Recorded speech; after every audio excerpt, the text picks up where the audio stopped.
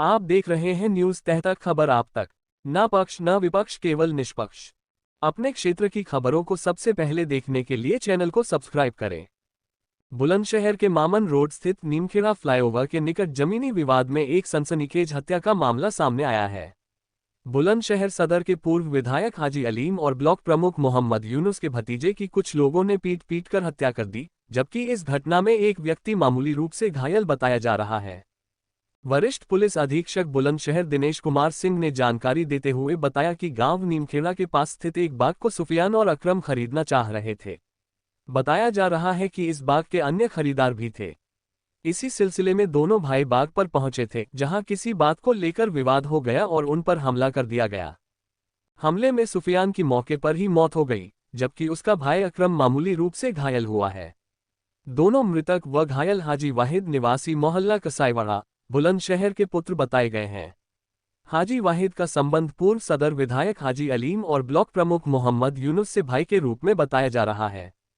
Police के अनुसार अकरम के पास एक लाइसेंसी पिस्तौल थी, जो घटना के बाद फिलहाल उसके पास नहीं पाई गई है। पुलिस ने मृतक के शव को पोस्टमार्टम के लिए भेज दिया है और मामले की गहन जांच की जा रही है। घटना के बाद क्षेत्र में पुलिस बल तैनात है और हालात पर कड़ी नजर रखी जा रही है। सर, नीमखेड़ा में घटना को अंजाम दिया गया, हत्या की वारदात हुई है। क्या कुछ पूरा प्रकरण है, किस तरह की पुलिस के द्वारा कार्रवाई की? कोतवाली देहात के नीमखेड़ा गांव में एक बाग है 24 बीघे का, जो डॉक्टर मुमताज जी का है। उसको वो बेचना चाहते थे, तो पिछले कुछ दिनों से उनके बाग के खरीदार काफ़ी लोग उनसे संपर्क कर रहे थे, जो अभी उनसे पूछताछ में जानकारी मिली है। उसी में एक सुफियान और अकरम भी उस बाग को लेना चाहते थे।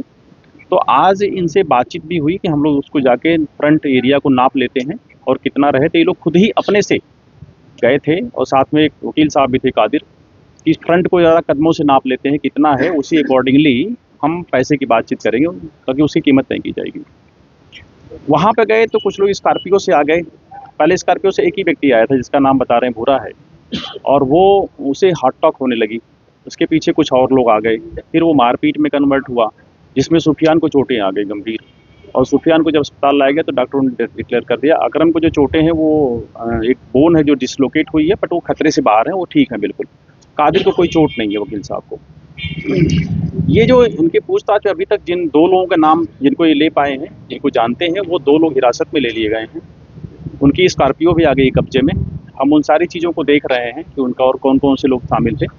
लेकिन ज़मीन के वो खरीदार की स्थिति में तो नहीं थे। उनकी स्थिति ऐसी नहीं लग रही है कि 24 बीघे का बाग, जो काफ़ी कॉस्टली रेट बता रहे हैं डॉक्टर साहब, उसके मुताबिक तो नहीं थे। तो निश्चित तौर पे कोई उनके पीछे होगा।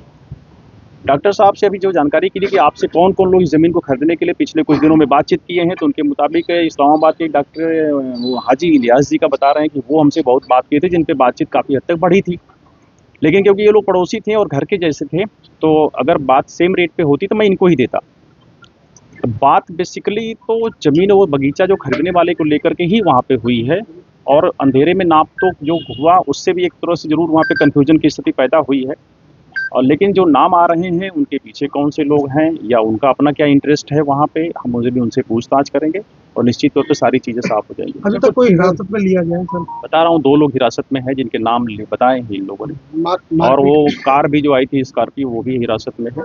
मारपीट के दौरान जो अकरम के पास एक पिस्टल थी इनकी अपनी लाइसेंसी, वो इनके पास नहीं है, कहीं गिरी है या दूसरे लोगों के पास होगी, उसको हम अभी देख रहे हैं। मारपीट में कोई हथियार भी इस्तेमाल किया गया सर? नहीं, चोटें जो हैं डॉक्टर साहब बता रहे हैं वो हार्ड ब्लंट ही है, गन शॉट की नहीं है कोई चोट। सर, मारपीट के दौरान फायरिंग हुई थी? ये चीज़ अभी चोट में तो नहीं है। यहाँ पे जो चोट है सुफियान की, वो मारपीट की हुई। ठीक है।